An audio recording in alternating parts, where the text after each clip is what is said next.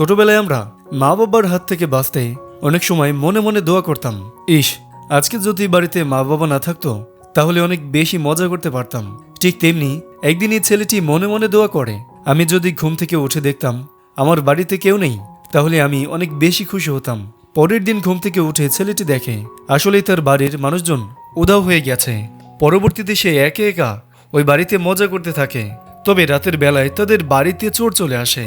এই বাচ্চা ছেলেটি কি পারবে চোরদের হাত থেকে তাদের বাড়িকে রক্ষা করতে? আজকে আপনাদেরকে 1990 সালের কমেডি মুভি হোম অ্যালোন এর গল্প শোনাবো।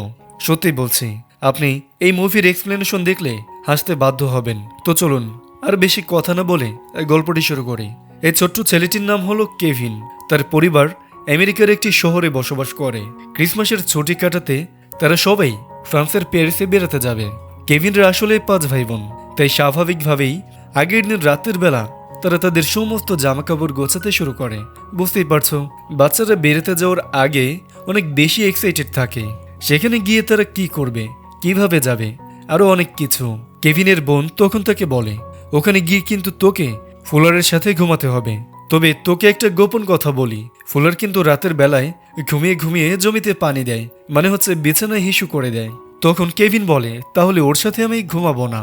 সে তখন চিৎকার করে বলতে থাকে, আমি এই বাড়ির ছোট্ট ছেলে বলে সবাই আমার সাথে এমন করে, কবে যে আমি অনেক বড় হব আর একে একে থাকবো।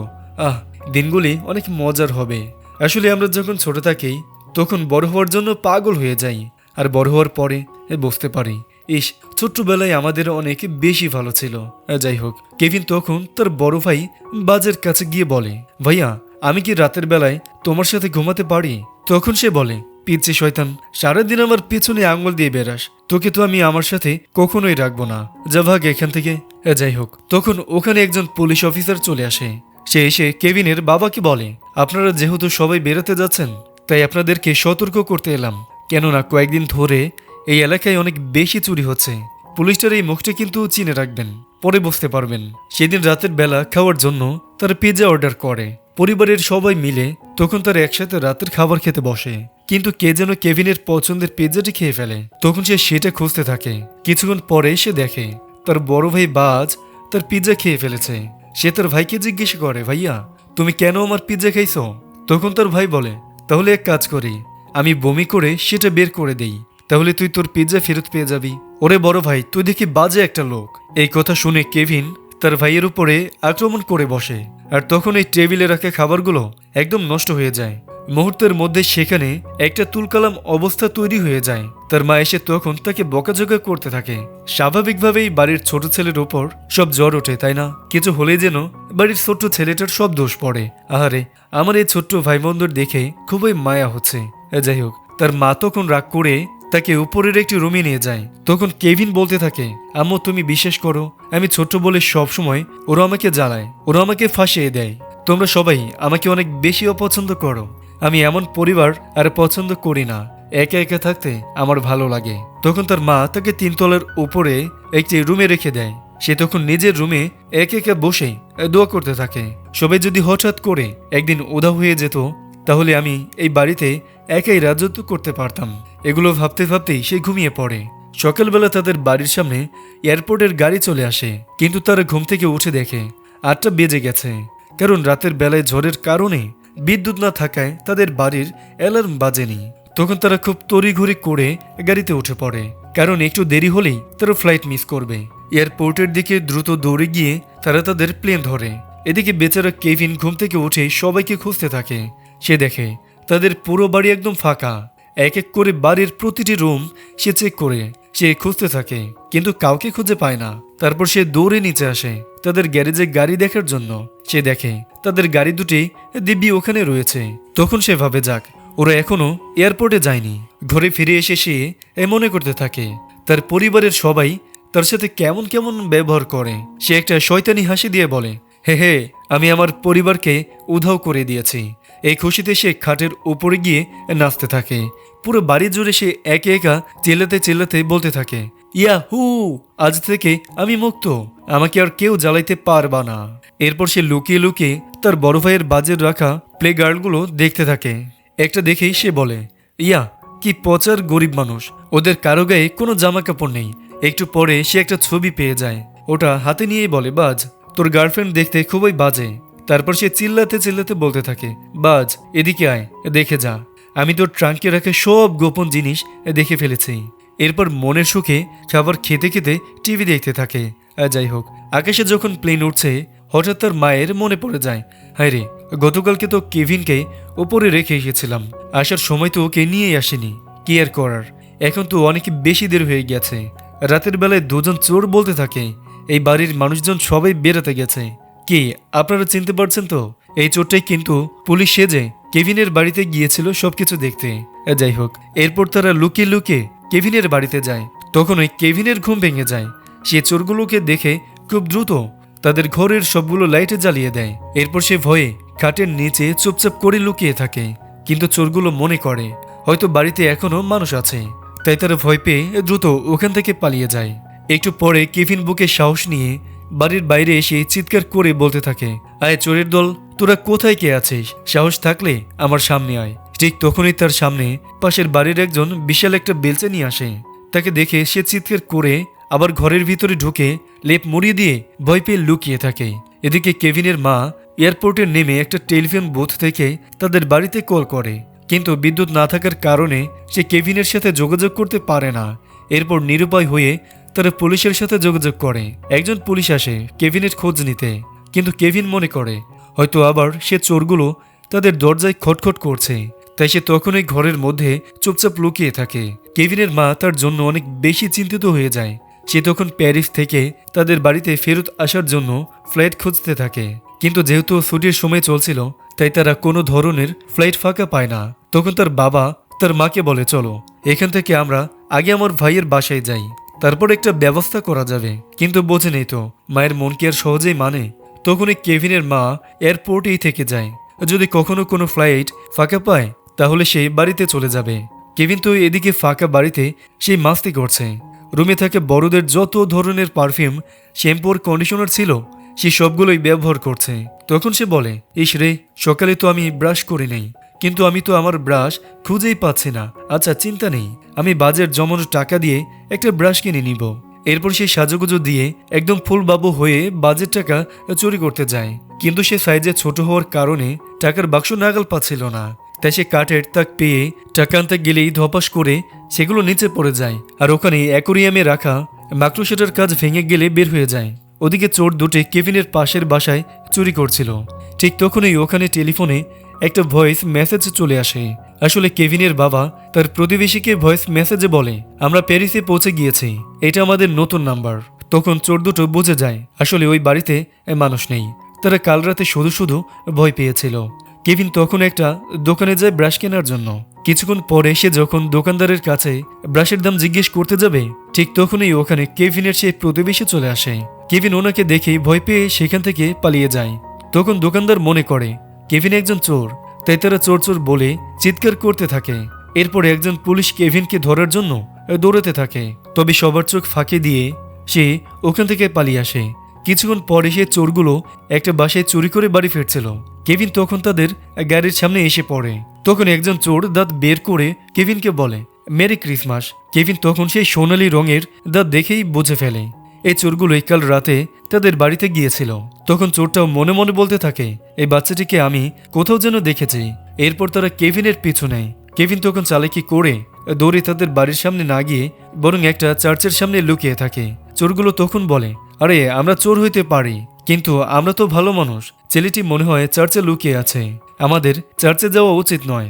কেভিন তখন বাড়িতে যাওয়ার সময় বলতে থাকে, আজকে রাইতে তোরা আহিস, তোদেরকে আমি আলু ভর্তা করে ফেলবো। যথারীতি রাতের বেলায় চোর দুটো আবার কেভিনের বাড়ির সামনে আসে। তারা দেখে ঘরের ভেতর অনেকগুলো মানুষ পার্টি করছে।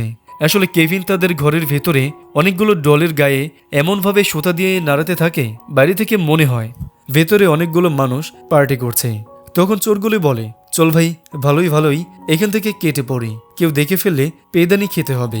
তার ভয়ে তখন সেখান থেকে চলে যায়। কেভিন তখন জানালা দিয়ে এগুলো দেখে অনেক বেশি মজা পায়।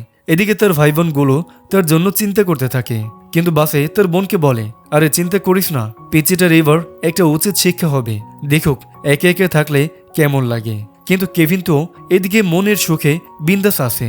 তার ভাইয়ের টাকা দিয়ে পছন্দের চিজ পিৎজা অর্ডার করে খাচ্ছে। পিৎজা ডেলিভারি বয় তাদের বাড়ির সামনে এলে সেই ঘরের ভেতর থেকে টাকা দিয়ে দেয়। কিন্তু টিভিতে তখন এমন মারামারি শুরু হয়, বেচারা ডেলিভারি বয় ভয় পেয়ে সেখান থেকে পালিয়ে যায়। এরপর কেভিন পিৎজাটি হাতে নিয়ে বলে, আহ কি মজা, আজকে আমি সবটা একাই খাবো। কেভিনের মা এয়ারপোর্টে যাত্রীদের কাছে অনুরোধ করে একটা টিকিট ম্যানেজ করে নেয়। কেভিন রাতের বেলায় তাদের ফ্যামিলি ফটো হাতে নিয়ে বলতে থাকে, আব্বু আম্মু তোমরা কোথায়? খুব দ্রুত তোমরা ফিরে এসো।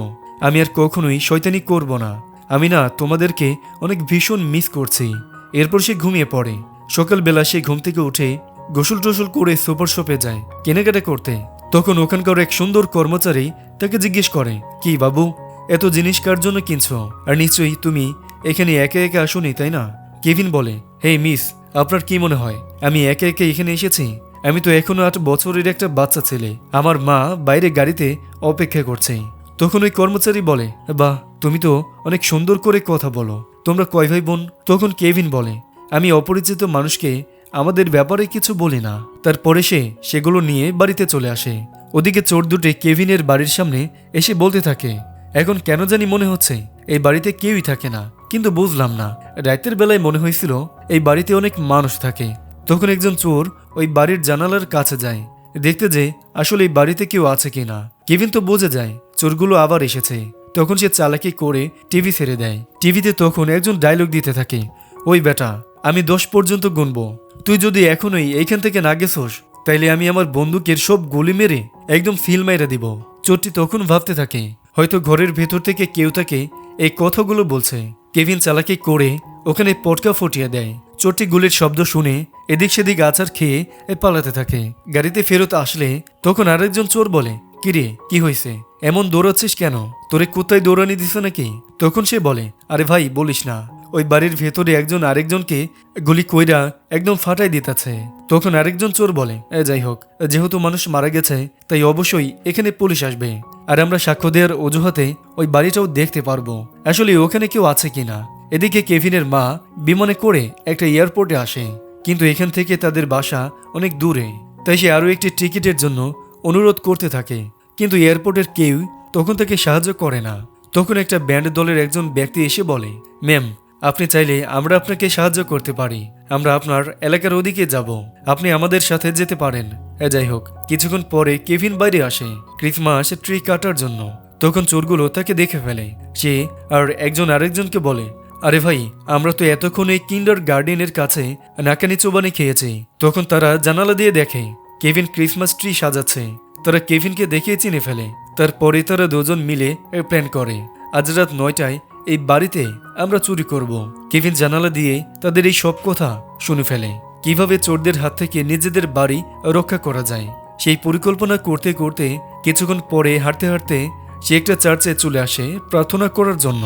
তবে একটু পরে সে তাদের সেই প্রতিবেশীকে দেখতে পায়। শুরুর দিকে তাকে দেখে সে অনেক ভয় পেয়ে যায়, কিন্তু এই বৃদ্ধ ব্যক্তিটি তার সাথে খুবই ভালো ব্যবহার করে।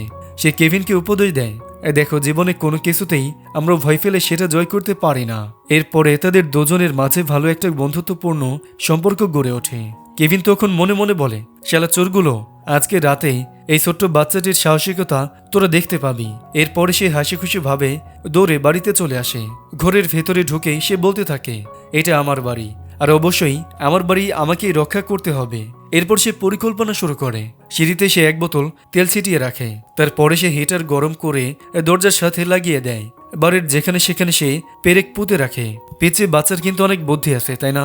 কিন্তু রাত যখন ঠিক 9টা বাজে তখন এই চোরগুলো তাদের বাড়ির সামনে চলে আসে। বাইরে থেকে কলিং বেল বাজে বলতে থাকে, পিচে শোনা, আমরা জেনে গিয়েছি তুমি বাড়িতেই একাই আছো, ভালোই ভালো দরজা খুলে দাও। কেভিন তখন তার ভাইয়ের খেলনা বন্দুকের নল বের করে বড় চোরটের একদম পার্সোনাল ব্যাংকে আঘাত করে। চোর বেচারা তখন তার সম্পত্তি ধরে বলতে থাকে, রে বাবারে, মারে মা, আমি মারা গিয়েছি, আমার ভবিষ্যৎ একদম অন্ধকার হয়ে গেছে রে। তখন সে তার আরেক চোর বন্ধুকে বলে, যা তুই এখন ওই পিচ্চিটাকে ধরে নিয়ে আয়। সে তখন দরজার কাছে ছোট্ট একটা ফুটো দিয়ে তখন তার মাথা ঢোকায়। কেভিন তখনই তার 4 ইঞ্চি কপালের 12টা বাজিয়ে দেয়। তখন চোরটি বলে, এসব লুকোচুরি বাদ, তুই বেসমেন্টে দিয়ে ঢুকবি আর আমি সামনের দরজা দিয়ে ঢুকবো। যখনই সে দৌড়ে আসবে সিঁড়ি বেয়ে উপরে ওঠার জন্য তখনই সে চিৎপট হয়ে পড়ে যায়। ঠিক একইভাবে বেসমেন্টের সিঁড়িতেও অন্য চোরটি আছাড় খায়। অনেক কষ্ট করে সে বেসমেন্টের ভেতরে ঢোকে। সেখানে অন্ধকার থাকার জন্য যখনই সে লাইটটা অন করতে যায়, উপর থেকে একটা গরম কিছু তার মুখের উপরে পড়ে। তার মুখে মানচিত্র এঁকে দেয়। একটু পরে সে সিঁড়ি বেয়ে উপরে উঠতে গেলে গরম আলকাতরায় তার পা পড়ে যায়। এদিকে বড় চোরটি কোনোভাবে সিঁড়ি বেয়ে উপরে উঠে যায়। যখনই দরজায় হাত ধরতে যায় তখনই সে বিশাল একটা সেকা খায়, আর হাতেও তখনই একটা মানচিত্র হয়ে যায়। তারপরে সে বলে, দাঁড়া পেছি, দেখাচ্ছি। চোরটি অন্য একটা দরজায় খুলে যখনই ঘরের ভেতরে ঢুকতে যাবে তখনই একটা ফায়ার গানে তার মাথায় আগুন ধরে যায়। চোরটি তখন ও করতে করতে দৌড়ে এসে বরফের ভেতরে মাথা গুজে দেয়। তার সমস্ত চুলগুলো পড়ে ফুসকা পড়ে যায়। ওদিকে কেভিন ঘরের ভেতর থেকে এগুলো দেখে খুব বেশি মজা পাচ্ছিল। তারপর সে ঘরের মধ্যে ঢুকে চিৎকার করে বলতে থাকে, বিচ্ছুর বাচ্চাটা কোথায়, তুই বের হয়ে আয়। কেভিন তখন অ্যাক্টিং করে বলে, আঙ্কেল আমি খুব ভয় পাচ্ছি, তবে যদি তোমাদের সাহস থাকে আমাকে ভেতর থেকে দূরে নিয়ে যাও। যখনই সে ভেতরে ঢুকবে তার মুখে আঠা লেগে যায়, আর পায়ের সাথে দড়ি লেগে ফ্যানটিও অন হয়ে যায়। এর সাথে সাথে সবগুলো তুলা তার মুখে এসে লাগে। অন্য চোরটি যখন ওদিকে জানালা দিয়ে ঘরে ঢুকতে যায় তখন ওখানে রাখা বৈদ্যুতিক বাল্বে তার পা কেটে যায়। কিছুক্ষণ পরে দুজন চোরের সাথে দুজনের দেখা যায়। তারা এখন একে অপরকে চিনতে পারে না। কেভিন তখন বলে, ওই হারামের দল, আমি উপরে আছি, পারলে উপরে আয়। যখন তারা উপরে উঠতে যায় তখনই মেঝেতে রাখা সেই খেলনা গাড়িগুলোর কারণে আবার দুই বলদ চিৎপটাং হয়ে পড়ে যায়। এরপর তারা যখন কেভিনকে ধরতে যায় সে একটা রঙের কৌটা ছুঁড়ে মারলে ছোট চোরটার মাথায় গিয়ে লাগে। তখন বড় চোরটা বলে, আরে গাধার বাচ্চা, দেখে চলতে পারিস না। কিছুক্ষণ পরেই ওই কৌটাটি এসে তার মাথায় লাগে। তখন তারা একজন আরেকজনের উপরে গিয়ে পড়ে। ছোট্ট চোরটি বলে, ভাই তোর একটা দাঁত নাই কেন রে? বড় চোরটি বলে, আমি চুরির টাকা দিয়ে একটা সোনার দাঁত বানাইছিলাম, এই পিচ্চির কারণে সেটা হারাই গেছে। ওরে তো আজকে আমি মাইরেই ফালামোরে। কেভিন উপরে গিয়ে পুলিশকে কল করে জানায় তাদের বাড়িতে চোর এসেছে। এদিকে ছোট্ট চোরটি কেভিনের পা ধরে ফেলে। তখন সে সেই মাকড়সাটি এনে চোরটির মুখের উপরে ছেড়ে দেয়। সে চিৎকার করে। মাকড়সাটি ছাড়িয়ে নিলে ওটা গিয়ে অন্য চোরটির গায়ে পড়ে। তখন সে উঠে একটা রড দিয়ে মাকড়সাটি মারতে গেলে তার গায়ে গিয়ে লাগে। ব্যথায় তখন বড় চোরটি চিৎকার করতে থাকে। যাই হোক, কেভিন একটা রশি পেয়ে তার ট্রি হাউসে চলে যায়। তারপর তারা ভাবতে থাকে হয়তো ছেলেটি মারা গেছে। কিন্তু কেভিন ওদিকে চিৎকার করে বলে, ওই দেখ রাম ছাগলগুলো, আমি এখানে আছি, সাহস থাকলে গাছের উপরে এসে আমাকে ধরে নিয়ে যা। তখন চোর দুটোর অনেক বেশি চাপ চলে আসে। যে করেই হোক পিচ্চিটাকেই ধরতে হবে, তাই তারা ওই রশি বেয়ে সামনের দিকে আগাতে থাকে। তখন কেভিন বলে, হায় রে আবলের দল, আমার কি বোকা পাইছিস নি, দিলাম তোদের রশি কেটে। আর তখনই দুইটা ধপাস করে নিচে পড়ে যায়। কেভিন তখন দৌড়ে এসে অন্য পাশ দিয়ে তার ঘরে ঢোকে। কিন্তু এবার চোরগুলো বলে, প্রত্যেকবার তো আমাদের বোকা বানাতে পারবি না, দেখ এবার তোরে ধরে ফেললাম, আমাদের সাথে যা যা করেছিস এখন তোর সাথেই আমরা সব কিছু করব। কেভিন তো এটা শুনে অনেক বেশি ভয় পেয়ে যায়। তবে তখনই ওখানে তাদের সেই প্রতিবেশী এসে চোর দুটিকে মেরে তাকে বাঁচিয়ে নেয়। কিছুক্ষণ পরে পুলিশ এসে তাদেরকে ধরে নিয়ে যায়। পরদিন সকালবেলা ঘুম থেকে উঠে কেভিন তার মাকে খুঁজতে থাকে, কিন্তু সে কোথাও তার মাকে খুঁজে পায় না। তবে কিছুক্ষণ পরেই তার মা সেখানে চলে আসে। সে তার মাকে দেখে দৌড়ে গিয়ে জড়িয়ে ধরে। তার কিছুক্ষণ পরেই তার বাবা এবং ভাই বোনগুলো সবাই চলে আসে। তার বাবা তখন ফ্লোরে পড়ে থাকা সেই সোনার দাঁতটি দেখতে পায়। এদিকে কেউ জানে না যে কেভিন কি সাহসিকতা দেখিয়েছে, কিভাবে সে চোরগুলোর হাত থেকে তাদের বাড়ি বাঁচিয়েছে। যাই হোক, এই মুভিটি যদি আপনাদের ভালো লাগে তাহলে অবশ্যই লাইক এন্ড কমেন্ট করতে ভুলবেন না। আর যারা আমাদের চ্যানেলটি এখনো সাবস্ক্রাইব করোনি তারা দ্রুত চ্যানেলটি সাবস্ক্রাইব করে দাও।